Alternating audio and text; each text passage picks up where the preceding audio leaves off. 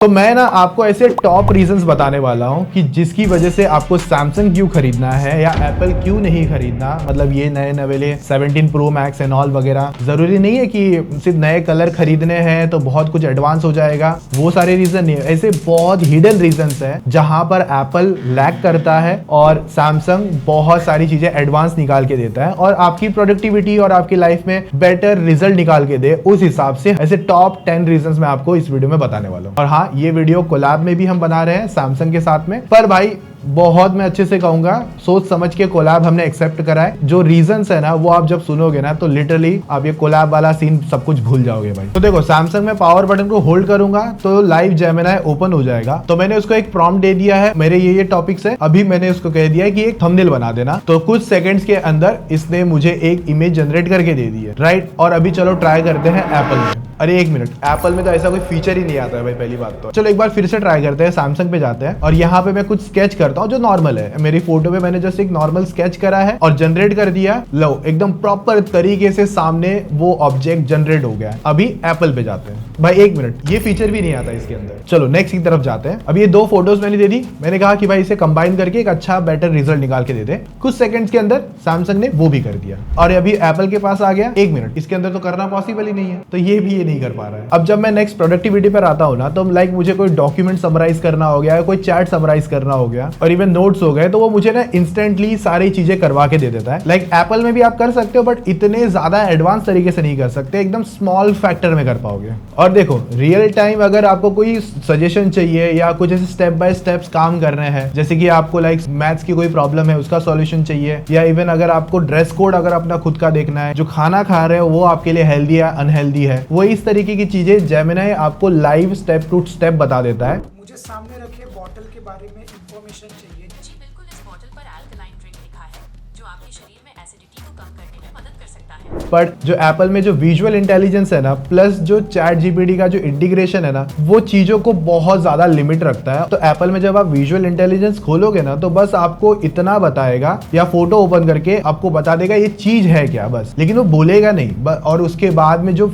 Step by step चीजें आपको conversation करनी है ना, वो पॉसिबल नहीं है। तो उसमें भी जेमिनी आपको काफी ज्यादा यूजफुल फीचर मिल जाता है। और देखो, अगर मुझे एक नॉर्मल फोटो पे बस ऐसे चश्मे रिमूव करने हैं और बस ये देखना है कि कितना अच्छा इंसान दिख रहा है या बिना चश्मे को कैसा दिखेगा, तो सैमसंग के जो AI गैलेक्सी फीचर्स है ना, उसमें एटलीस्ट मैं चीजें कर सकता हूँ और बहुत अच्छी तरीके से करवा भी देता है। और जो आउटपुट रिजल्ट है ना, एप्पल के साथ जब क्रॉस चेक करोगे ना, तो भाई एप्पल आंखें ही गायब कर देता है और कुछ अलग ही तरह से गोलगाल गुल कुछ तो अजीब बना देता है। अब नेक्स्ट पॉइंट है डिस्प्ले एंड मल्टीमीडिया एक्सपीरियंस। तो जो बहुत बड़ा नॉच या आप कह सकते हो डायनेमिक आइलैंड देखने मिलता है आईफोन्स पर, जो मल्टीमीडिया में आपको थोड़ा सा बॉदर जरूर करेगा। और सैमसंग पे छोटा सा पंच होल है जो उतना मतलब पता भी नहीं चलता जब आप कंटेंट देखते हो। तो उसके बाद में जो डिस्प्ले है और जो बॉडी है फोन की, वो भी बहुत ज्यादा स्ट्रॉन्गर है। 17 प्रो मैक्स के आपने अभी तक बहुत सारे फोटोज वीडियोस देख लिए होंगे, कितने ज्यादा अभी मेजर इश्यूज है, कलर निकल जाना, साइड में स्क्रैचेस एंड ऑल वगैरह, बहुत ज्यादा मेजर इशू है। इवन जो एंटी रिफ्लेक्टिव कोटिंग मिलती है सैमसंग पर, अगर आप आईफोन को साइड बाय साइड कंपेयर करोगे ना, तो आईफोन की जो एंटी रिफ्लेक्टिव कोटिंग है ना, वो बहुत कम चीजें कट ऑफ करती है, जबकि सैमसंग पर आपको वो चीजें डिस्ट्रैक्ट नहीं करती। ग्लेयर आने के बाद में या हार्श लाइट के बाद में बहुत अच्छी तरीके से डिस्प्ले की विजिबिलिटी देखने मिलती है। तो सैमसंग की जो डिस्प्ले है वो लिटरली काफी अच्छा प्लस पॉइंट बनाती है और इवन मल्टीमीडिया एक्सपीरियंस आपका अच्छा बना देती है। और एक छोटी सी बात बता देता हूँ कि जो एप्पल है ना, वो खुद डिस्प्ले नहीं बनाता, वो सैमसंग से डिस्प्ले लेता है। तो सोचो कितना एडवांस सैमसंग अपने डिस्प्ले पे काम करता है। अभी अगर गेमिंग एक्सपीरियंस भी देखते हो तो अभी के लिए जो 17 प्रो मैक्स है बस वो 60 FPS की गेमिंग करवा रहा है, जबकि S25 अल्ट्रा और फोल्ड पे भी देखते हो तो दोनों पर आप 120 FPS का तगड़ा एक्सपीरियंस कर सकते हो। S25 अल्ट्रा एक प्रॉपर वाली गेमिंग वाइब निकालता है हाथों के अंदर, और जबकि फोल्ड आपको एक वाइडर एक्सपीरियंस देता है। तो दोनों का एक अलग एक्सपीरियंस निकल कर आता है। और जब गेमिंग भी है, वेपर चेंबर कूलिंग है, वो भी बेटर वे में काम कर रही है 120 FPS की गेमिंग को लेकर। और इवन परफॉर्मेंस का नंबर भी देखते हो ना, तो वो भी बहुत ज्यादा बढ़ चुका है। S25 अल्ट्रा के अभी Antutu स्कोर देखते हो तो 3 मिलियन टच करता है, और आईफोन के जस्ट नंबर चेक कर लो। और S25 अल्ट्रा और इवन फोल्ड 7 की दोनों की बैटरी देखते हो तो नंबर्स के हिसाब से बेटर आउटपुट निकाल के देता है, जहां पर आपका ऑलमोस्ट पूरे दिन का एक्सपीरियंस अच्छे से हो जाता है। और आईफोन्स में अभी भी बैटरी ड्रेन का इशू है, जो उनका नया लेटेस्ट सॉफ्टवेयर आया हुआ है उस हिसाब से। और इवन अंदर हल्के हल्के थर्मल इश्यूज भी है, बट S25 अल्ट्रा ज्यादा बेटर एंड स्टेबिलिटी के साथ में आपको बैटरी परफॉर्मेंस निकाल के देता है। और चार्जिंग का नंबर भी देखोगे तो अब जाके एप्पल ने 40 वॉट का सपोर्ट दिया है और 45 वॉट का सपोर्ट आपको सैमसंग पे मिल जाता है, वो भी एकदम एफिशिएंट एंड ऑप्टिमाइज तरीके से। अभी नेक्स्ट इनोवेशन एंड फीचर्स की बात करते हो तो सैमसंग पर आपको S Pen मिलती है, उसके बाद में आपको फोल्डेबल फोन मिलता है। और एप्पल का फोल्डेबल अभी कब आएगा, कौन सी जमाने में आएगा, कौन से मल्टीवर्स में आएगा, अभी के लिए कोई आइडिया नहीं है। और ऊपर से सैमसंग के फोन को अगर आपको एज अ लैपटॉप वे में भी यूज करना है ना, तो उनका सैमसंग डेक्स मिलता है। तो आपको बस एक मॉनिटर चाहिए और टाइप सी के थ्रू आप कनेक्ट कर सकते हो और एप्पल बस कुछ नहीं, नॉर्मल आपको फोन देता है। बस इनोवेशन के नाम पे एज सच बस कैमरा के लेंसेज को इधर उधर करते रहता है। अभी नेक्स्ट 6 पॉइंट है इकोसिस्टम। तो यहाँ पर मोस्ट ऑफ मैं कहूंगा दोनों ही अच्छा एक्सपीरियंस करवाते हैं। सैमसंग के पास अपना वॉच, बर्ड्स, टैब और रिंग भी आ चुकी है। इवन एप्पल के पास रिंग अभी नहीं है, उनकी बस एप्पल वॉच है। और सैमसंग पे उनके लैपटॉप्स हो गए, गैलेक्सी बुक हो गई। और जब एप्पल के पास आते हो तो वहां पर उनके लाइक मैकबुक हो गए या वॉचेस हो गई, टैब हो गया, इन चीजों के अंदर आप इंटीग्रेशन लेके जा सकते हो। बट सैमसंग पे आपको एक और बेनिफिट है कि विंडोज मशीन के साथ में आप ज्यादा स्मूथर तरीके से अपने डिवाइस को यूज कर सकते हो। लाइक कुछ डेटा ट्रांसफर करना हो गया, क्विक शेयर्स हो गया। और क्विक शेयर अपने एंड्रॉइड डिवाइसेस में भी बहुत अच्छी तरीके से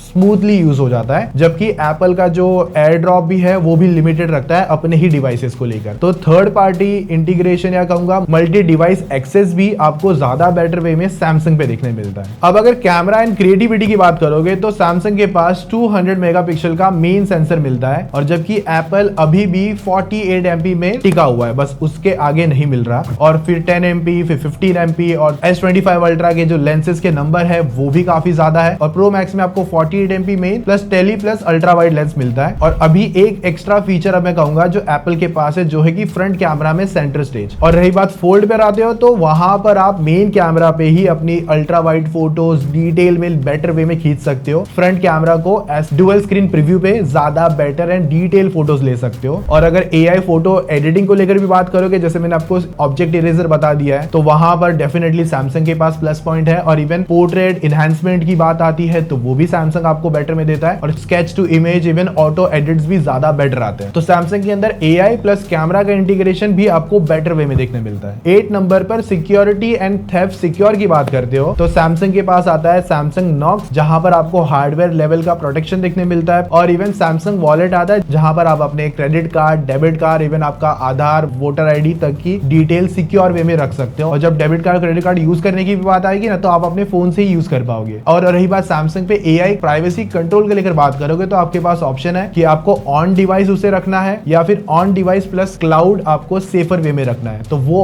कंट्रोल आपके पास है। और रही बात एप्पल वॉलेट को लेकर, तो वो आता है बट वो इंडिया में नहीं चलता और ना ही उसमें हम कार्ड इस तरीके से चीजें रख सकते हैं। ज्यादातर टिकटिंग वगैरह होती है बट वो भी लिमिटेड है, जो कि इंडिया में है भी नहीं, तो वो भी इतना यूजफुल फीचर नहीं है, थोड़ा सा लिमिटेड है। क्लाउड और बाकी सब चीजों को लेकर अपना AI स्टोरेज ऑप्शन अगर रहेगा ना, तो वो एप्पल पे आपको नहीं मिलता। तो यहाँ पर भी सैमसंग अपनी नॉक सिक्योरिटी और जो वॉलेट का यूज है वो बेटर वे में आपको निकाल के देता है। 9 नंबर पे लॉन्ग टर्म सिक्योरिटी सपोर्ट का अगर मैं बात करूंगा तो सैमसंग पर आपको अभी 7 इयर्स के OS update plus security patches update मिल जाते हैं। और एप्पल के अंदर भी आपको लॉन्ग टर्म अपडेट्स मिलती है और स्टेबल मिलती है, जो कि एक वहां पर भी एप्पल का एक अच्छा पॉइंट है। अभी 10 नंबर की बात करोगे तो ये बहुत लोगों के काम में आने वाली चीज है, रिपेयर और रिपेयर कॉस्ट या फिर अफोर्डेबिलिटी को लेकर। अगर मैं एप्पल डिवाइस की बात करूं पहले, तो यहां पर अगर आपका फोन टूटा या कुछ भी प्रॉब्लम आई, प्रीमियम फोन लेने के बाद में भी आपको जाना पड़ेगा, फिर वहां पे लाइन में लगना पड़ेगा, उसके बाद में चीजें रिपेयर करवानी पड़ेगी और वो चीजें सस्ते में रिपेयर नहीं होगी। अगर आप सैमसंग के साथ अगर डिस्प्ले कॉस्ट देखते हो तो बहुत ज्यादा एप्पल आपसे डिमांड करेगा और उसके बाद में फिर आपको जरूरी नहीं कि आप ठीक करवा लोगे एप्पल, क्योंकि उसी कॉस्ट में आपको नया बेटर और एडवांस फोन मिल जाएगा मार्केट में। अगर 17 Pro Max का अगर मैं डिस्प्ले का रिपेयर कॉस्ट बताऊं तो अराउंड 38 से 40,000 तक का निकल कर आता है। लेकिन जबकि सैमसंग पे अगर आप आओगे ना, तो वहां पर जो डिस्प्ले का रिपेयर कॉस्ट है ना भाई, वो मतलब 3 टाइम या 4 टाइम सस्ता है। मतलब 11-12 हजार के आसपास आपका डिस्प्ले रिपेयर हो जाएगा। और दूसरी चीज, आपके पास प्रीमियम फोन खरीदे, फॉर एग्जांपल S25 अल्ट्रा और फोल्ड वगैरह और इवन फ्लिप में भी अगर देखते हो तो ये प्रीमियम फोन है सैमसंग के, तो आपको ज्यादा कुछ नहीं, बस एक कंप्लेंट रेज करनी है, तो पिकअप एंड ड्रॉप रिपेयर जो भी होगा ना वो ब्रांड खुद देखेगा। और डिस्प्ले के साथ साथ अगर फोन का बैक भी टूटा है तो वहां पर जो कॉस्ट है ना वो अराउंड 48 to 50,000 तक का है। और जबकि सैमसंग पर अगर फोन फोन का डिस्प्ले एंड बैक टूटा है तो वो अराउंड जो कॉस्ट है वो 15,000 के आसपास या उससे अंदर देखने मिलती है। सो लाइक जो रिपेयर एंड जो जेब पे जो खर्चा भी है तो डेफिनेटली वो सैमसंग ज्यादा अफोर्डेबल है। और इवन ये डिस्प्ले और बैक की नहीं, इवन और भी बहुत चीजें हैं जैसे कि बैटरी, फ्रंट कैमरा, सबके जो कॉस्ट है ना रिपेयरिंग को लेकर वो सैमसंग पे वे चीपर मिल जाते हैं एज कंपेयर आपके एप्पल से। और फोल्ड 7 और फ्लिप 7 इस तरीके की चीजें बाय करते हो तो बोनस में आपको गूगल AI प्रो सब्सक्रिप्शन भी मिलेगा। और एप्पल में एज सच इतना कुछ एडवांस नहीं मिलता है भाई। तो ऐसे टॉप रीजन है जिसकी वजह से आप सैमसंग पे जा सकते हो। और एप्पल सिर्फ कलर के लिए चूज नहीं करना है भाई, हमको चूज करना है फीचर्स और एडवांस चीजों के लिए जो हमारी डेली प्रोडक्टिविटी को लाइफ में इंटीग्रेट करे और हमें बेटर सोल्यूशन निकाल के दे। तो टेक का काम भी वही है और टेक का काम भी ऐसा ही होना चाहिए। सिर्फ डिजाइन एंड कलर चेंज करने से कुछ नहीं होने वाला, चीजें रियलिटी में हमको फ्रैंकली मिलनी भी चाहिए। तो उस तरीके की चीजें और प्राइसिंग को लेकर भी मैं कहूंगा सैमसंग आपके सामने वो सारी चीजें रखता है। और भी ऐसे कुछ रीजंस होंगे जो आपको लगता है कि नहीं भाई ये भी पॉइंट हो सकता है या दूसरा कुछ और पॉइंट था, तो वो कमेंट में जरूर बता देना। और बाकी वीडियो अच्छी लगी है तो लाइक कर देना, सब्सक्राइब कर देना। मिलते हैं नेक्स्ट वीडियो में, तब तक मजे मारो, टेक केयर, बाय।